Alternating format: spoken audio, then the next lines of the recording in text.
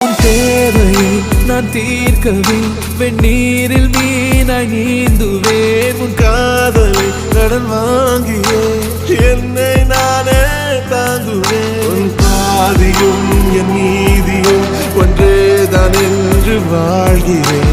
உன் கண்களில் நீர் சிந்தினால் அப்போதே செத்து போகிறேன். சாலையோர பூக்கள் சாய்ந்து நம்மை பார்க்க நாளை தேவையில்லை பெண்ணே.